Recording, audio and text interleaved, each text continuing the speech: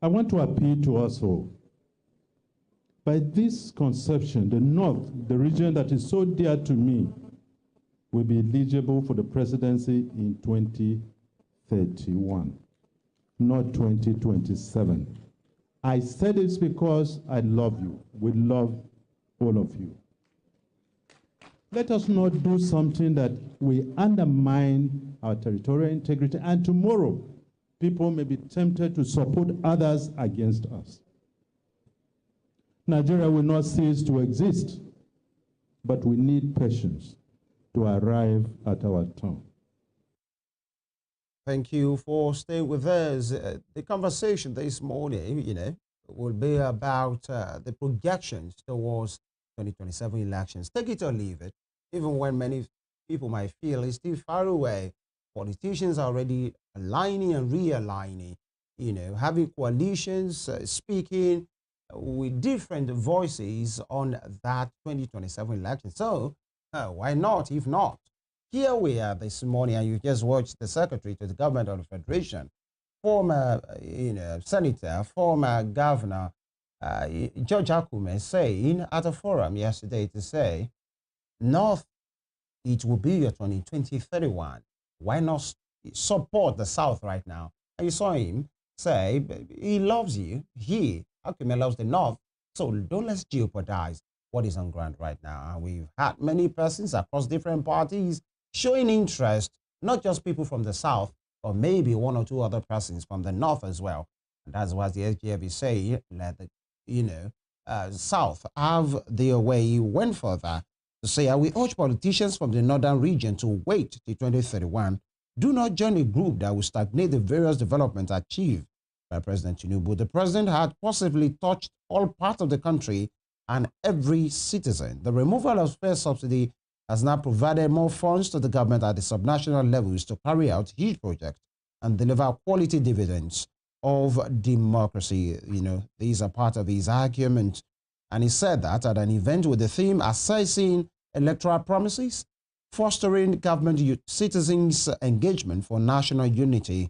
And it was organized by the Sir Ahmadu Bello Memorial Foundation, and was held yesterday, Tuesday, in Kaduna. We have with us a politician, an Afenifere chieftain, and of course, architect Goke Omigbodun chances in the studio this morning. Good morning, sir.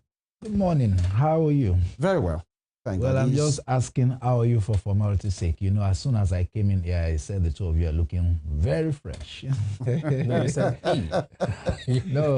maybe the macroeconomic variables reeled out are translating into at least microeconomic variables in just 2 lives in Nigeria. That's a good introduction there. Thank you very much. Now, you just, the SGF position, saying, North, I'm one of you, I love you too much, wait till 2031. How does that resonate with you as a member of the Afenifere? Well, it resonates with me as in I agree with him, but for different reasons than he adduced. I listened to the reasons that he adduced. He said, oh, the president is doing very well. Of course, I completely disagree with that. He said a few other things here and there. I don't agree with all those thoughts. His own reason for saying such a thing is just that prebendalist Emelokan thinking in their group. Allow me to still be SGF for another 4 years after 2027. Plainly, that is what he's saying. But some of us believe that the way Nigeria is structured right now is such that every part of the country should also have some sense of belonging, and therefore the presidency should remain in the South. And if you ask me in particular, you introduced me as an Afenifere chieftain, and which I am so proudly we thought as far back as 2.5 years ago that in fact the southeast of Nigeria should be the part that should produce the president of this Federal Republic of Nigeria, because in any case, if not sounding like a piece of broken record. You will know that we have had presidents from the north. Muhammadu Buhari was one. Umaru Yar'Adua was another. We have had from the south, and if you come to the south, Olusegun Obasanjo was from the southwest. Goodluck Jonathan was from the south-south. So where else in the south had the presidency never been to? Of course, it's the southeast, unless you know anybody from the southeast who has ever been president before. So if what George Akume said would resonate with me, it will be because I think the presidency should still remain in the south. If it would continue in the southwest because it is right now, well, so be it. But if it will move out of the southwest for any reason, then it should be to the southeast. Don't even contemplate the north at all. So you can see his reasons are different from mine. All right. But judging by his statements, he's the actual, what do I call him now? AGF. Okay, SGF. Secretary General. I almost said AGF. He's the SGF, Secretary General of the Federation. Secretary to the government of the Federation. Rather, of the Federation, I beg your pardon. Saying that the North is not eligible. Okay, does he have any right to say so? And here's what I mean.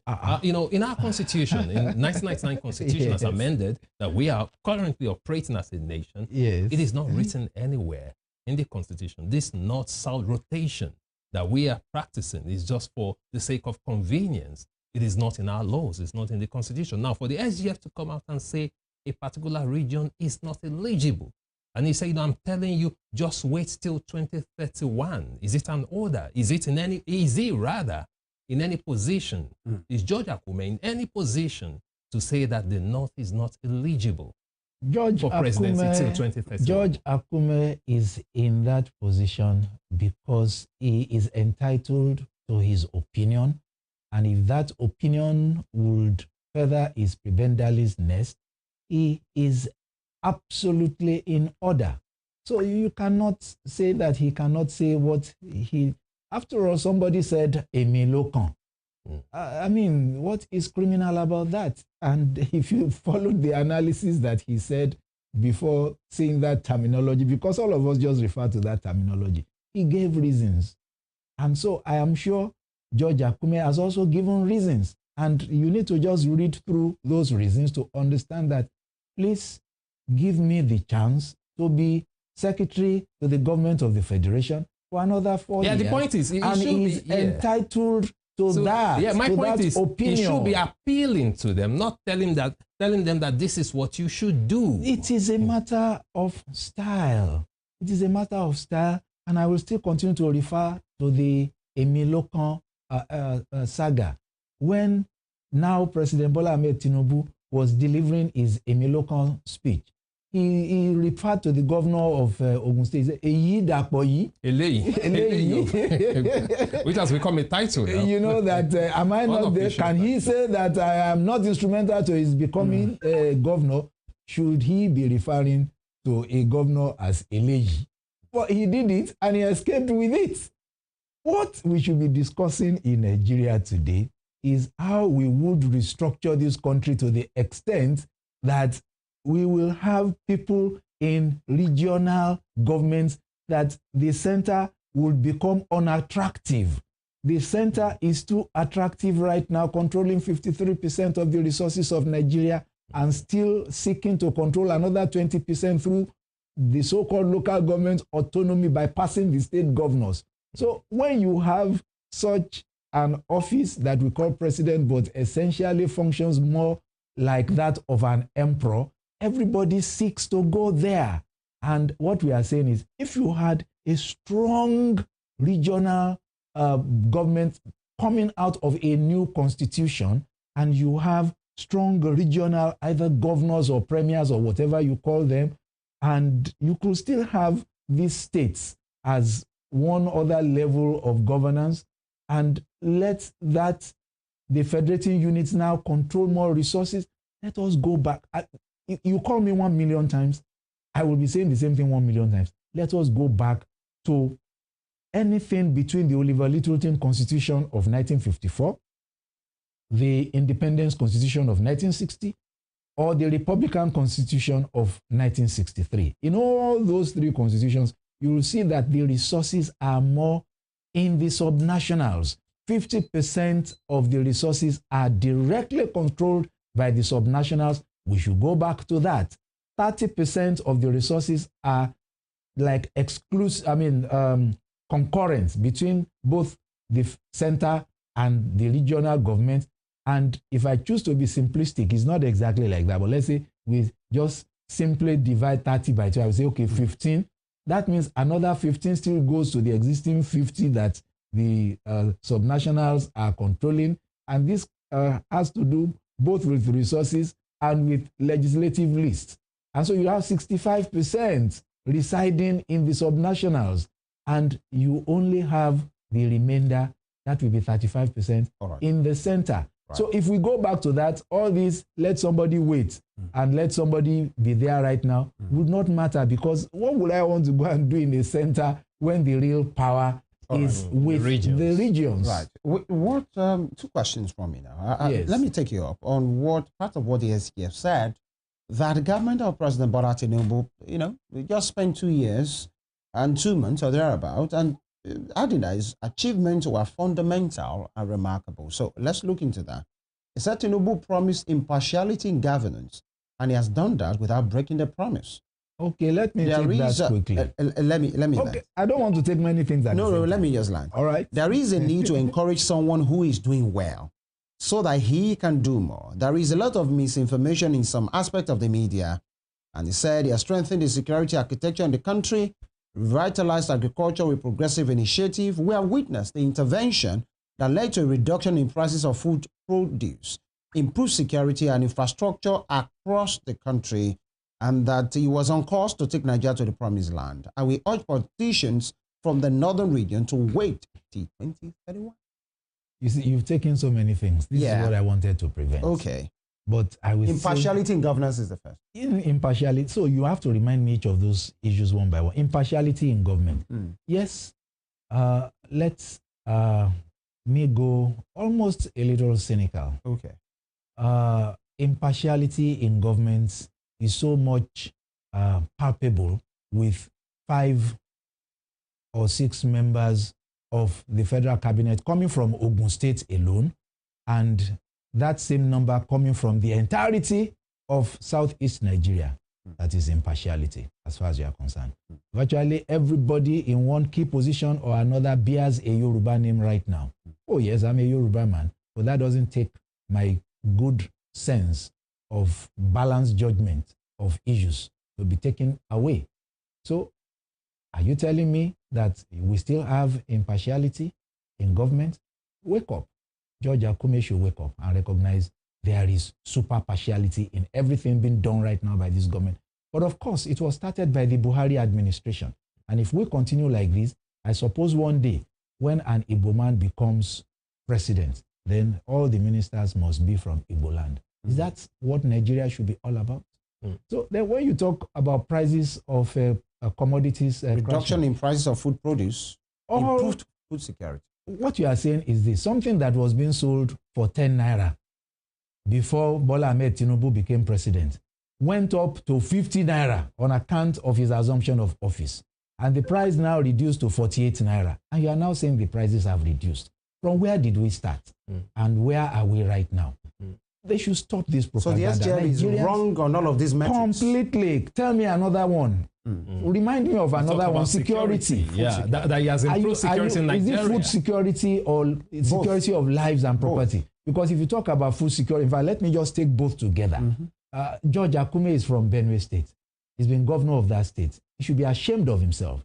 The number of people that are still being killed in Benue State by the day, we still had, I can't remember all those communities. If he's not careful, they will stone him the next time he goes back to Benue State. Because he comes from a people who have suffered the most in Nigeria, a people that used to pride themselves as being part of the food basket of the nation. Of Nigeria. But those farmers are no more on the farms now. They are in IDP camps. And George Akume is able to come alive on a program and say this.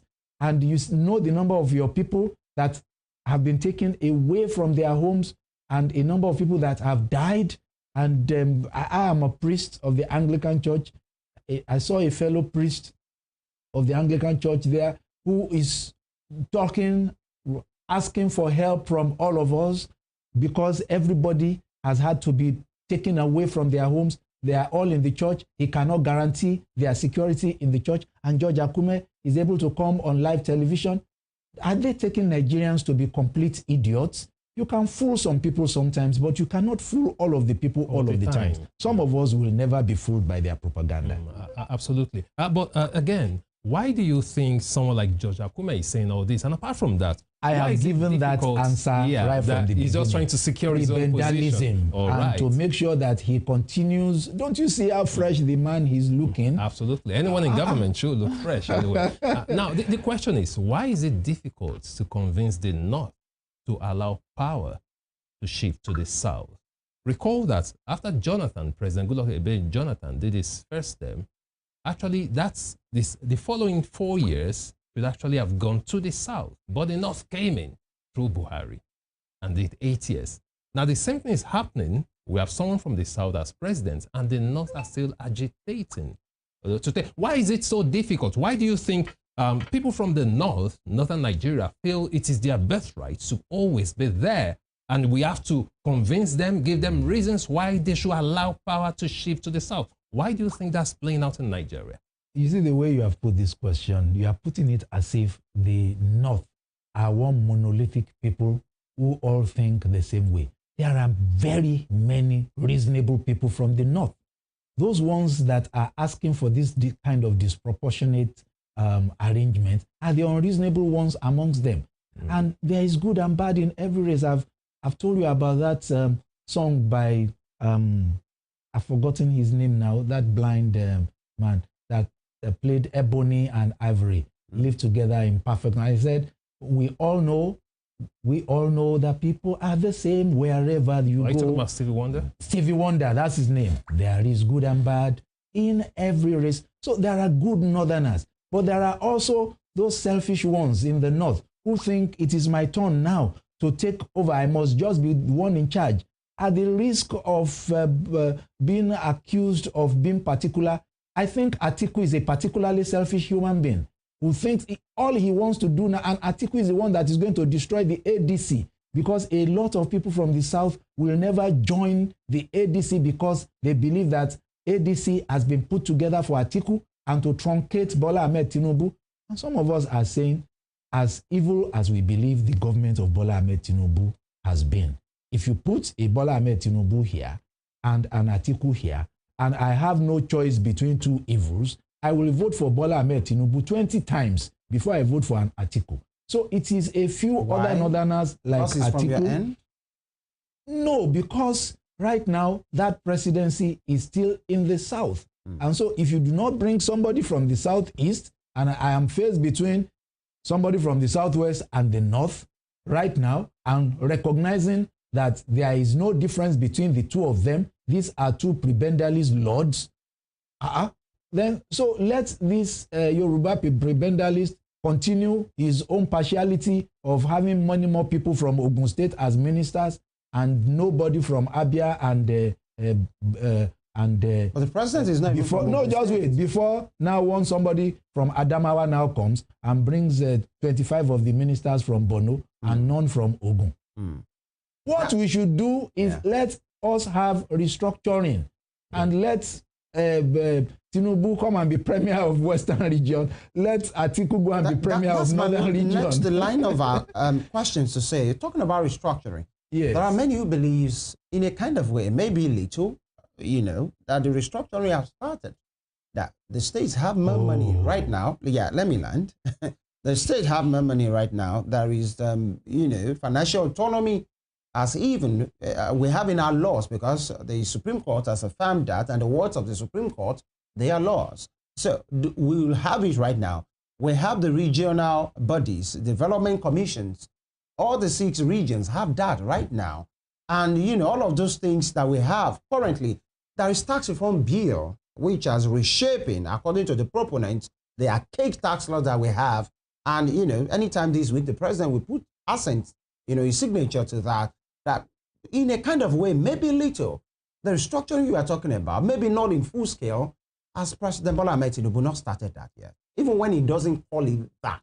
Most unfortunately, and I don't know why the propaganda is working, and you media people are also not letting some of us have enough space to discuss this. I thank you for this opportunity. That's today. why you are here. Yes. Number one, the tax reform bill. Right. Let me first start by saying everything that Bola Ahmed Tinubu has done has been in the exact opposite direction of restructuring. And I will prove it one by one. Also. For the tax reform bill, tell me where in any sane part of the world that sales tax is being controlled by the federal government. None. It's either controlled by the states or by the counties, not by the federal government. So what are you talking about? So somebody has been stealing all your things, and he now says, let me release just a little of what I've been stealing. And you call that restructuring? What you should do is give back to me all that you have been stealing. Now, on the issue of that new law, because it is new law when the Supreme Court makes a pronouncement.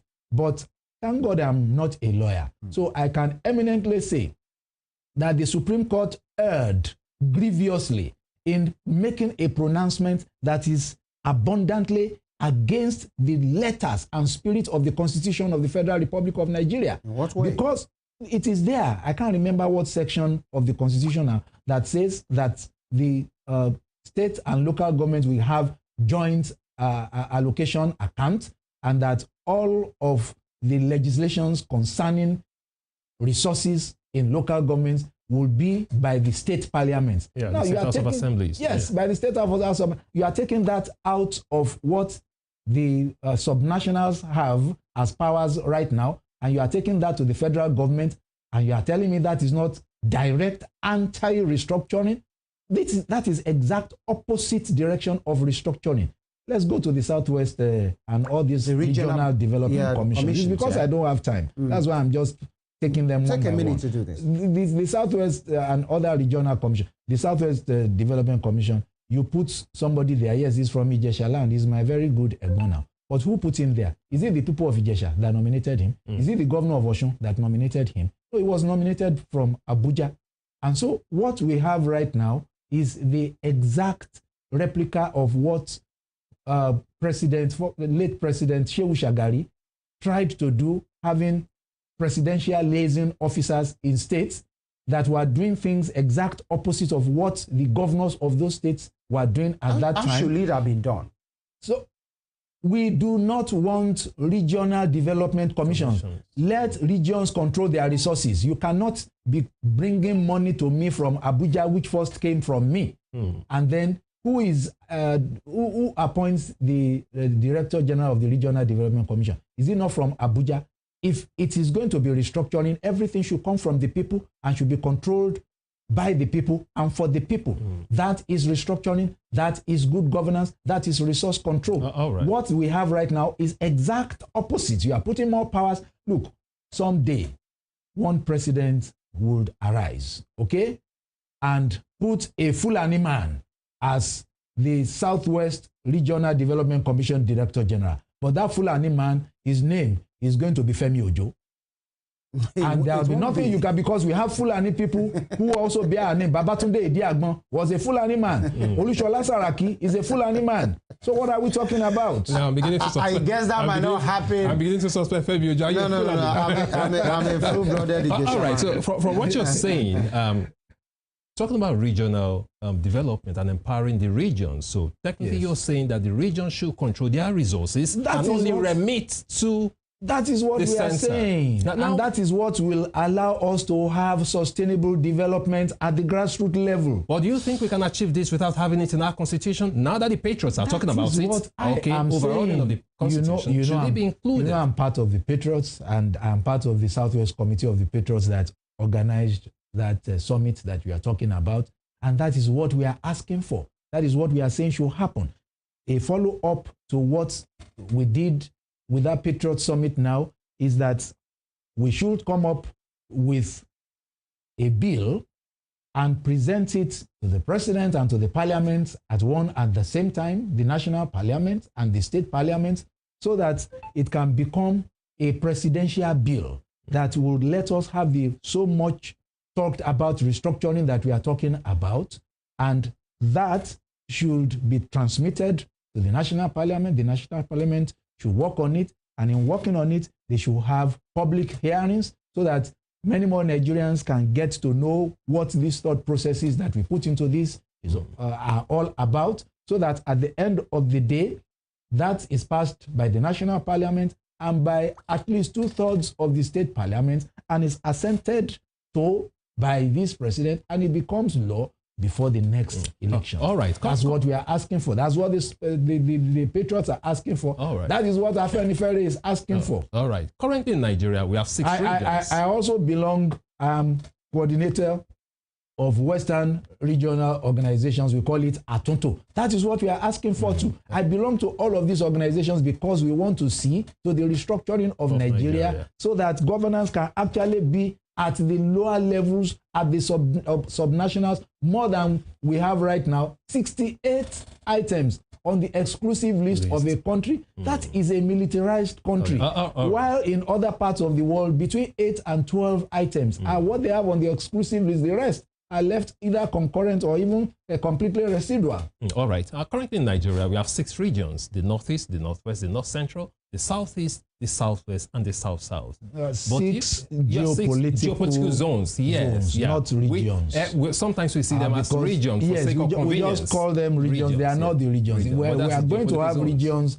Regions should be based on ethnic nationalities. And which will be far more than 6. Yes, that's the point. It may be more, it may be less, but certain regions will, of essence, be bigger than others. I suspect that the western region that will have the Yorubas will extend to parts of Edo State right now, to parts which is in the south. That will be even shrinking them. No, if you extend, it will extend. Region, so we will have to parts of Kogi and parts of even parts of Delta, parts of Kwara would all be part of the western region that we are talking about. But here's my point. Because those are all places where we have Yoruba people. Now, talking about resource control now, if you say the regions to keep the resources they generate and just remit to the federal government, how do you think this will affect regions that are not so productive, regions that are not so blessed? Because that has been their argument. There are regions in the north that they are not really. If you look at the current, there is no region that is not blessed. No, I'm not saying there is any. Let me land. Yes, let me land on that one. It's right. Every region is blessed because before the advent of oil, crude oil, of course, all the regions were doing well. Yes, that's the argument. They were doing fine. We had the pyramids in the north and all that. Yes. So, but currently, our over-reliance on crude oil, has been driving the economy. We have a monolithic economy right now because of our over-reliance on crude. We can't run away from that. And some of these regions who are not so blessed. Which region? Tell me one region, and I will concentrate on that particular region and tell you the blessings of that region. No, I'm talking about crude. Yeah, I'm talking about crude. The north, for instance. Who told you that the north parts of the north that do they not are have, beginning to discover. They are beginning to. Sir, do you know how much they've spent? Just trying to source for crude from Maiduguri. Millions of dollars have been, spent on that. So that's my point. Those regions will argue. Let me quickly tell you, please. You are basing all of this on crude oil because of our current economy. That's our reality. Our current reality should shift from what it is right now. We should go back to agriculture in the north, and the north will be able to not only feed itself but feed many other parts of this country. The southwest should be able to control. Yes, I've not even landed on my question. From the Apapa port, we will be, because you are taking so much time to explain this question. The East will still have control of it.